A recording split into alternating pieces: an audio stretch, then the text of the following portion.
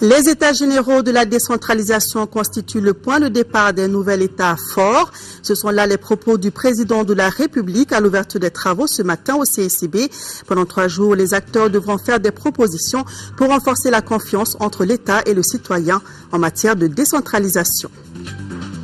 Le Premier ministre Oumar Tatamli était ce lundi à Tombouctou où il a lancé officiellement la rentrée scolaire. Après plusieurs mois de fermeture des classes, les cours ont repris dans de meilleures conditions. En santé, nous parlerons de calcul urinaire. Ce sont des formations de corps étrangers dans les voies urinaires qui provoquent des douleurs terribles et qui peuvent contribuer à détruire le rein. Quels sont les symptômes, prévention et traitement? La réponse en fin de journal. Madame, Monsieur, bonsoir. Lundi 21 octobre, bienvenue dans ce journal. Les assises nationales sur la décentralisation se sont ouvertes ce matin à Bamako. Pendant 3 jours, les experts feront le bilan de 10 années de mise en œuvre de la décentralisation au Mali et les défis à relever. Parmi ces défis, la non-effectivité du transfert des ressources financières aux collectivités. Pour le président de la République, 25% des communes du Mali ont une viabilité économique incertaine. Pour corriger cette insuffisance, il faut donc penser à un nouveau mode de gouvernance selon Ibrahim Boubacar Keïta. Le compte-rendu de la cérémonie avec Bourama Traoré. Après plus d'une décennie de mise en œuvre de la décentralisation au Mali, l'heure est venue de jeter un regard rétrospectif sur ce mode de gouvernance. C'est tout le sens des assises nationales sur la décentralisation. Il s'agit de l'adapter au nouveau contexte sociopolitique du Mali afin de répondre aux enjeux de développement et de paix. Imprimant une forte identité nationale, la décentralisation, pour tout dire, noue et entretient les relations multiples et multiformes. Partant, elle ménage les terreaux pour la préservation de l'unité nationale, de l'intégrité territoriale et de la refondation de l'État. N'est-ce pas là, Monsieur le Président de la République, la réponse idoine aux multiples interrogations et supputations autour de la question de prise en main par les populations de leur propre destin. Et ceci, à travers des collèges démocratiquement élus, jouissant d'une personnalité juridique et morale, dotés d'une autonomie de gestion administrative et financière. Autonomie administrative et financière à laquelle aspirent les collectivités. En effet, le transfert des ressources et des compétences n'est pas toujours effectif. Conséquence, 25% des communes du Mali ne sont pas économiquement viables selon le président de la République. Un autre constat peu reluisant, l'essentiel des ressources des collectivités provient des partenaires techniques et financiers.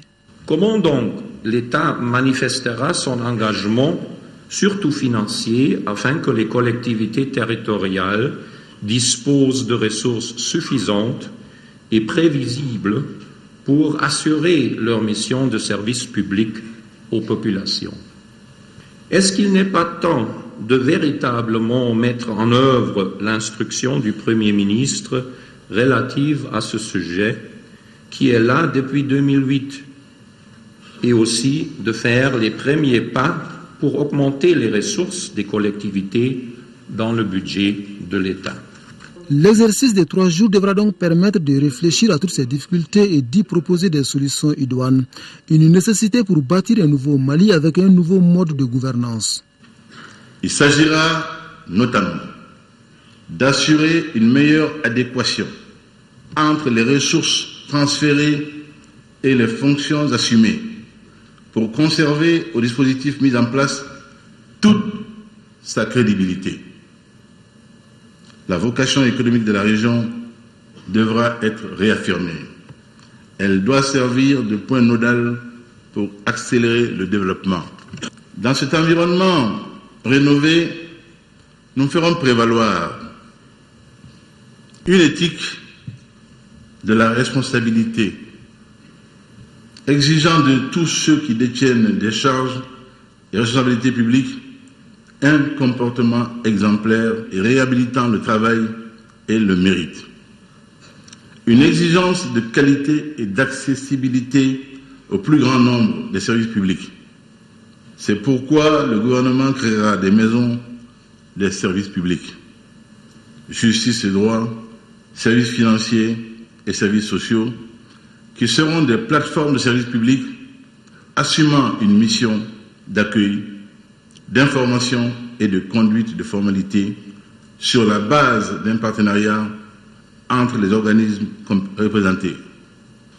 Les exécutifs des collectivités ont parfois affiché un niveau élevé de corruption, singulièrement dans le traitement des questions foncières. Leurs attributions dans ce domaine devraient être clarifiées pour éviter des conflits à venir. Nous serons sans pitié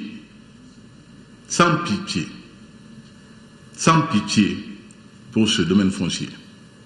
Que chacun se le tienne pour dit. Que chacun se le tienne pour dit. Et de poursuivre que les insuffisances constatées ne peuvent point occulter les acquis.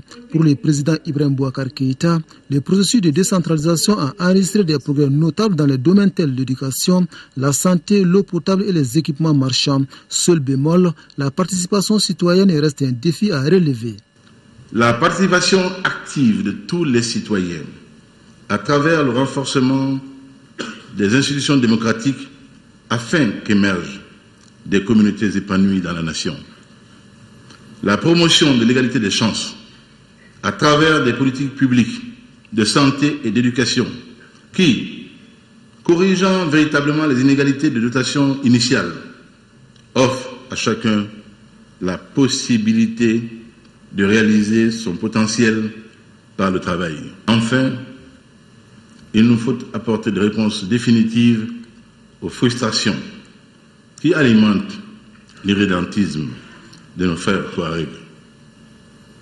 Une part essentielle des propositions qui permettront de réconcilier les communautés qui forment la nation malienne gît dans un approfondissement de la décentralisation des pouvoirs publics. De ces assises de 3 jours devront sortir des orientations claires sur lesquelles l'État peut s'engager pour mieux conduire la politique nationale de décentralisation. Et vous pourrez suivre après ce journal le premier numéro du journal spécial sur les états généraux de la décentralisation. Dans cette édition, vous aurez l'intégralité du discours prononcé par le président de la République.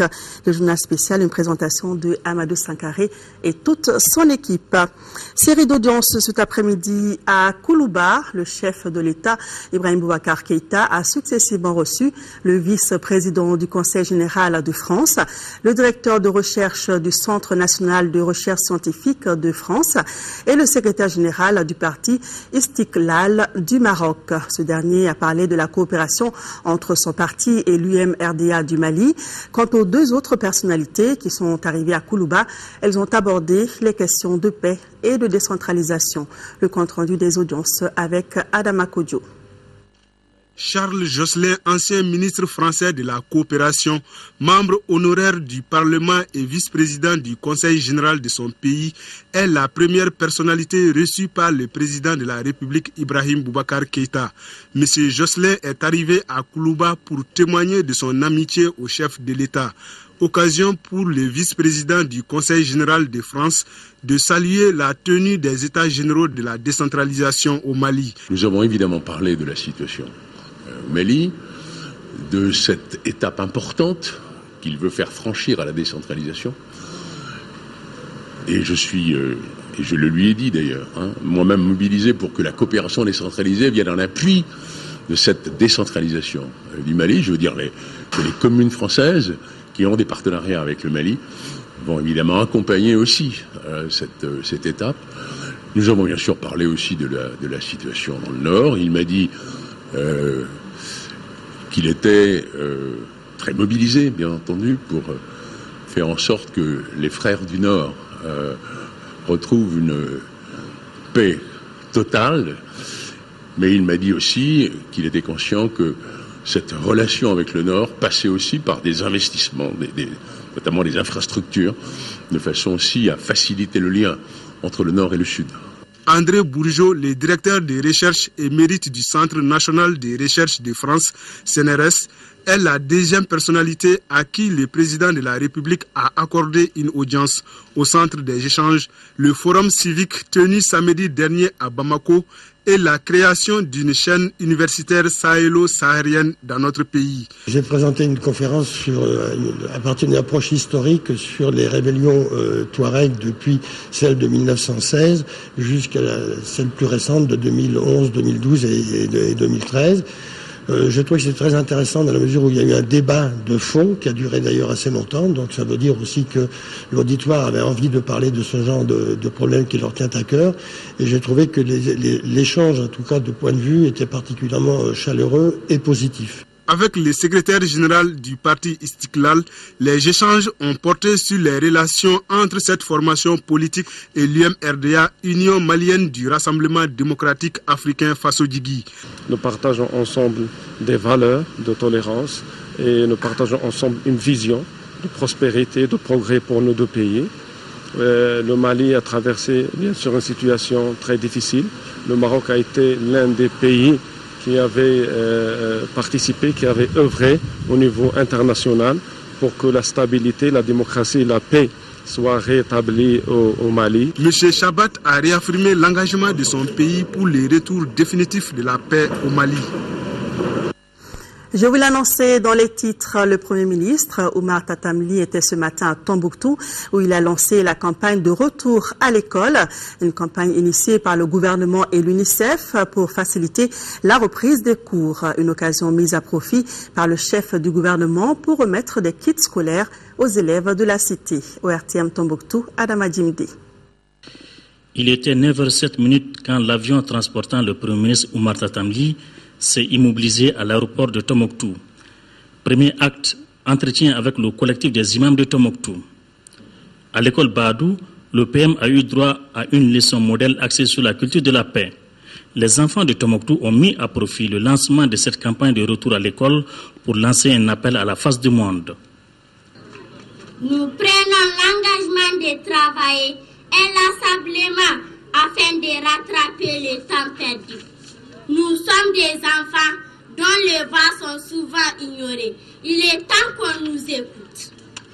Cette visite du Premier ministre en présence des hautes personnalités de l'UNICEF, de l'UNESCO, du PAM et de la Banque mondiale a été bénéfique à plus d'un titre. Des kits scolaires et des kits enseignants ont été offerts aux responsables des écoles. Les partenaires se disent plus que déterminés à accompagner notre pays. Je réitère enfin l'engagement de l'UNICEF à appuyer le gouvernement du Mali en vue de prendre les décisions adéquates pour un meilleur fonctionnement du système d'éducation gravement touché. Ensemble, la société civile, les communautés et les partenaires techniques et financiers, les acteurs incontournables de l'école poursuivent leur appui au gouvernement dans une synergie d'action pour offrir la meilleure éducation possible aux nouvelles générations dans un Mali digne de ses enfants. Permettez-moi enfin d'exprimer à nouveau ma profonde gratitude à tous les partenaires techniques et financiers, organisations non gouvernementales, qui nous ont accompagnés pendant toute la durée de l'occupation. Une mention toute particulière pour l'UNICEF, qui nous a appuyés pendant toute la crise. Dans le cadre du cluster éducation, elle a mobilisé l'ensemble des partenaires, soutenu les missions du département de l'éducation dans les différents camps de réfugiés au Burkina Faso, au Niger, en Mauritanie, à Gao et à Tombouctou. Elle a permis à nos écoles de fonctionner en les équipant en mobilier scolaire, en tentes, en fournitures scolaires et en matériel didactique, faisant preuve d'une innovation financière qui ont permis de maintenir les canaux d'une assistance sans laquelle l'école n'aurait pas pu être maintenue dans ces régions. Sur cet appel, je déclare lancer la campagne Retour à l'école pour l'ensemble des enfants du Mali. Bonne année scolaire à tous. De son côté, le directeur de l'Académie d'enseignement de Tombouctou a fait une brève présentation de la situation de l'école en 6e région, une situation fortement marquée par la crise de 2012. Ajoutons que le Premier ministre, après avoir lancé la campagne de retour à l'école, est allé visiter le camp militaire et quelques infrastructures comme l'Institut Ahmed Baba. Sur place, le chef du gouvernement a rassuré des dispositions sont en cours pour améliorer les conditions de travail. Le récit de cette visite de Oumar Tatamli dans nos éditions de demain. Retour à Bamako, allant sur la rive droite, où le groupe scolaire de Faladiès Sokoro vient de lancer sa campagne Retour des enfants à l'école. À la rencontre avec la commission santé de l'Assemblée nationale. Suite à la rencontre conjointe avec les représentants des encadreurs de CS et le syndicat national de la santé, de l'action sociale et de la promotion de la famille. Le bureau de l'amicale des médecins en spécialisation au Mali décide de la suspension de la grève de 112 heures qui a débuté ce lundi 21 octobre 2013. Par conséquent, l'amicale des médecins en spécialisation au Mali demande à tous ses militants et sympathisants de reprendre le service à compter du mardi 22 octobre 2013 à 7h30. Des assemblées générales d'information seront tenues dans toutes les structures hospitalo-universitaires concernées. Le bureau remercie tous les militants et sympathisants pour leur grande mobilisation. Bamako, le 21 octobre 2013. Pour le bureau de l'amicale des médecins en spécialisation, Dr Drissa Sangari. Pour le syndicat national de la santé, Dr Lozeni Bengali. Pour les encadreurs des CS, professeur Anselme Konati. En 5e région, le ministère du Travail, des Affaires sociales et humanitaires vient de mettre à la disposition des déplacés du Nord à Bamako, Koulikoro, Ségou et Mopti 2 bateaux qui peuvent accueillir 600 passagers. Un don qui s'inscrit dans le cadre du mois de la solidarité et de la lutte contre l'exclusion. Coût de l'opération, 250 millions de francs CFA. Moustapha Doumbia.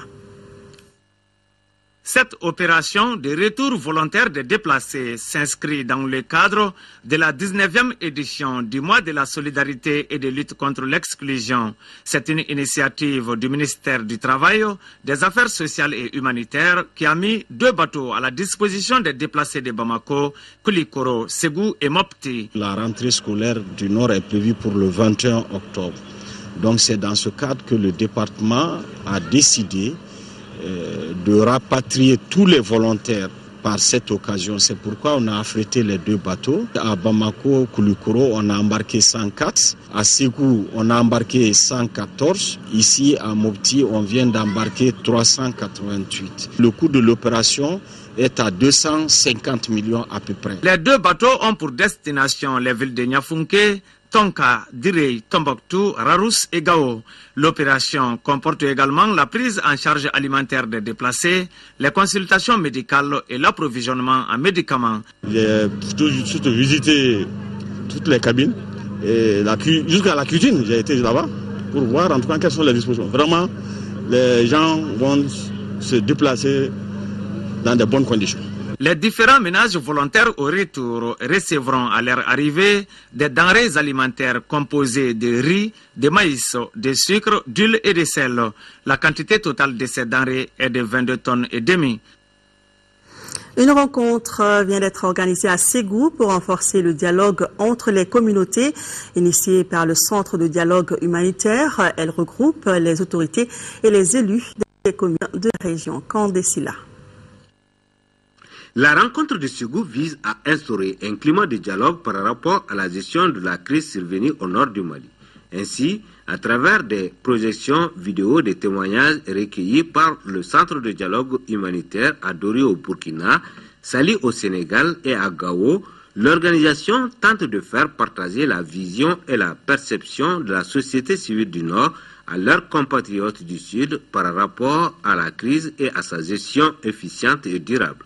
C'est une vraie chance que les gens soient capables de s'asseoir ensemble et de ne pas se cacher la tête dans un trou. Ils ont cette honnêteté, ils ont cette liberté de dire les choses.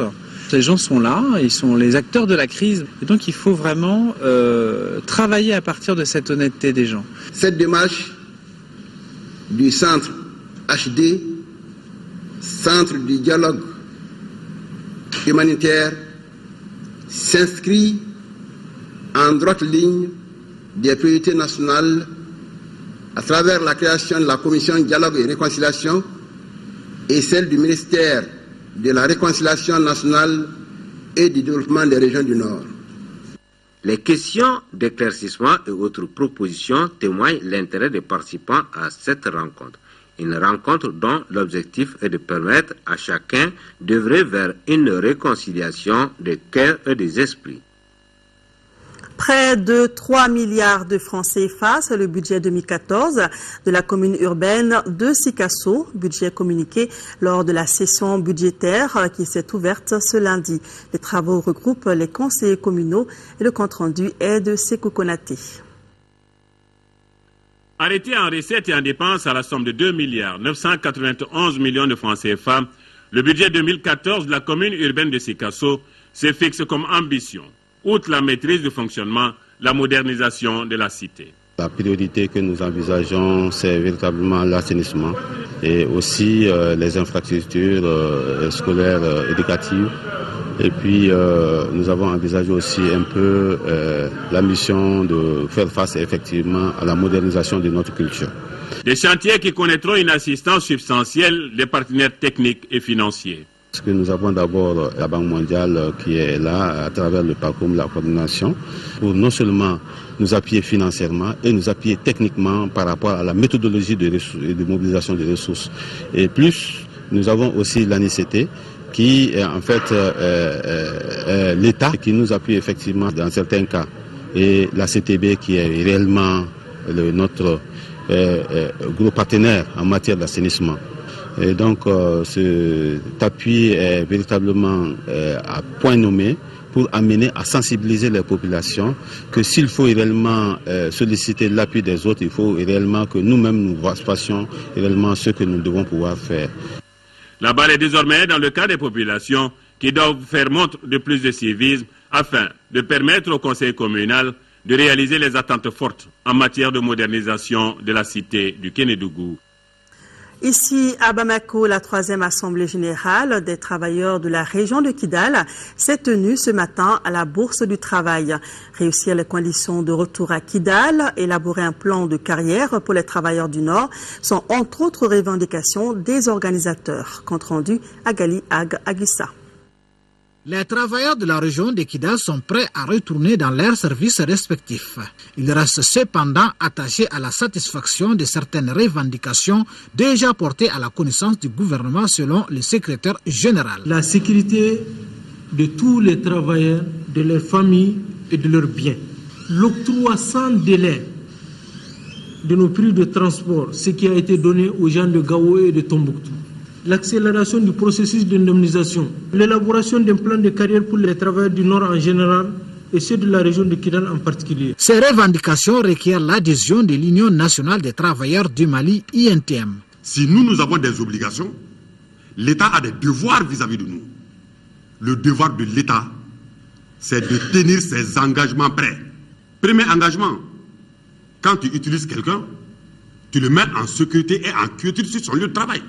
Qu'ils prennent des dispositions pour nous sécuriser sur notre lieu de travail. Deuxième engagement, des dispositions ont été prises par le gouvernement malien pour ceux-là qui, obligés de quitter leur lieu de travail, veulent y retourner. 100 000 francs pour les frais de déplacement et 150 000 francs pour les frais d'installation. Que l'État s'acquitte aussi de cette obligation. Les agents socio-sanitaires et les enseignants sont les travailleurs sollicités actuellement par le gouverneur de Kidal qui avait déjà rencontré le bureau de l'INTM à propos de ce retour. Culture dans ce journal, la musique hindoue était à l'honneur samedi dernier à la pyramide du souvenir de Bamako. C'était à l'occasion de la soirée culturelle hindoue organisée par l'association malienne pour la promotion de la culture de l'Inde. La soirée riche en sons et en couleurs était présidée par le ministre de la Culture, Bruno Maïga. Et c'était en présence de notre reporter Fademba Keita. Ces danses chorégraphiques, chants, interprétations de films et prestations du groupe Yaranga tirent leurs sources des danses classiques et semi-classiques du Moyen-Orient en général et de l'Inde en particulier. Les différents rythmes sont imités par l'Association malienne pour la promotion de la culture hindoue. Nous organisons chaque année la soirée culturelle hindoue. C'est pour initier la jeunesse au pas de danse, au sketch, à l'interprétation des films de ce pays. C'est dans le cadre d'un brassage culturel et de manifestations d'amour pour les différentes fourrures de danse classique de l'Inde. Cette soirée culturelle hindoue, dira le ministre de tutelle, est un espace de brassage de culture et de renforcement des relations entre ce pays et le Mali. Non seulement encourager l'initiative, mais adresser nos vifs remerciements aux promoteurs de cette association qui s'intéresse à la culture hindoue au Mali et les assurer de notre accompagnement pour les projets futurs, les événements futurs qu'ils voudront bien mettre en place. Les pas de danse s'adressent aux filles, aux femmes et même aux hommes de toute morphologie. Ils apportent une meilleure condition physique, une perte de kilos assez rapide, une musculation plus ferme au niveau de l'abdomen, des cuisses et un soulagement pour les problèmes de dos. Voilà, donc de belles danses. La chronique santé du jour est en service d'urologie pour parler de calcul urinaire, des formations de corps étrangers dans les voies urinaires qui provoquent des douleurs terribles avant de contribuer à détruire le rein si rien n'est fait pour enlever les cristaux qui s'y sont incrustés. On apprend qu'en dehors des malformations congénitales, boire peu tout en consommant beaucoup d'aliments riches en calcium contribue à l'apparition des calculs. Focus Santé, c'est une réalisation de Tessira Emmanuel Dambélé.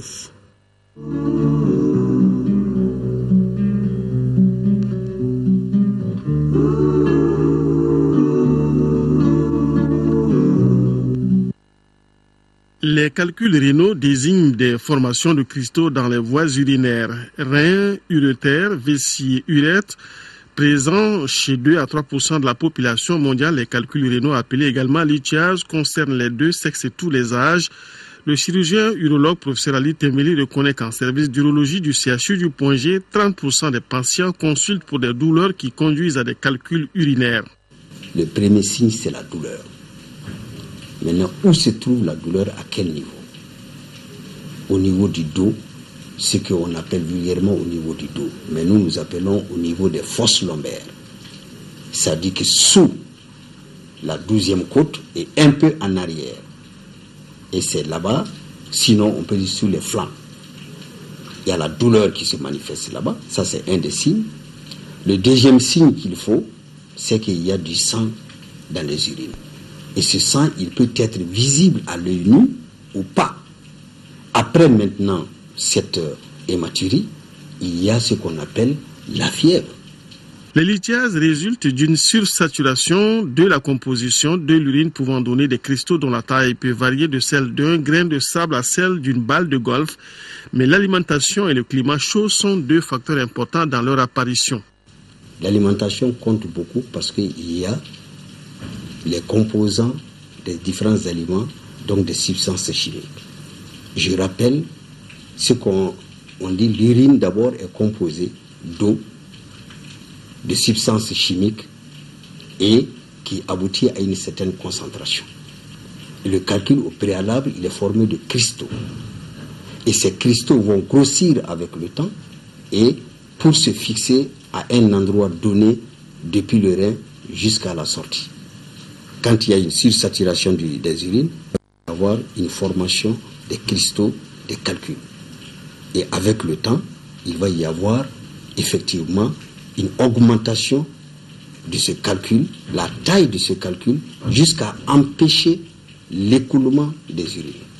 Une forte consommation de viande rouge et d'aliments riches en calcium, une faible consommation d'eau et la déshydratation sont donc des éléments favorisants, de même que certaines malformations congénitales au niveau des voies urinaires. Mais les spécialistes rassurent, boire beaucoup d'eau et pratiquer un sport sont des moyens pour éviter ou évacuer les calculs avant qu'ils ne soient gênants. Mais quand les calculs grandissent et bloquent l'évacuation des urines, ils peuvent avoir des conséquences fâcheuses sur la santé de l'individu. La plus grave des conséquences des maladies, c'est l'insuffisance rénale. Et quand les deux reins sont bloqués et qu'il n'y a pas possibilité d'écoulement des urines, donc on finit par avoir une insuffisance rénale sans traitement et le décès peut en suivre. Mais avant cela, le patient aura traversé colique néphrétique et rétention d'urine. Pour éliminer les calculs qui résistent, les spécialistes passent par plusieurs méthodes. La chirurgie ouverte, la chirurgie percutanée, la chirurgie endoscopique en empruntant les voies urinaires naturelles. Mais depuis 2012, l'hôpital du Point G dispose de la dernière technologie en matière d'élimination des calculs appelée lithotripsie extracorporelle. Le calcul, il est dans l'oreille, ou il est dans l'urétère, ou il est même la vessie. Le patient vient, une fois que le diagnostic est posé, nous partons l'installer sur la table sans anesthésie, sans piqûre, et avec nos repères, nous arrivons à casser le calcul par onde de choc. Et ces calculs sont en général, il ne faut pas qu'ils dépassent 1,5 cm de diamètre. Rien n'échappe à cette méthode, que le calcul soit visible à la radio ou non.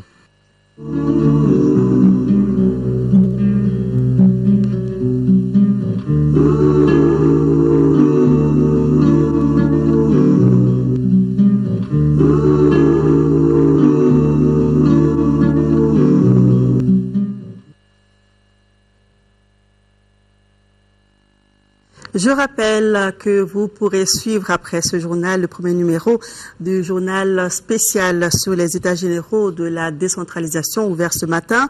Dans cette édition, vous aurez l'intégralité du discours prononcé par le président de la République. Le journal spécial, une présentation de Amadou Sankaré et toute son équipe. Et notez qu'il n'y aura pas de journal télévisé de formation ce soir.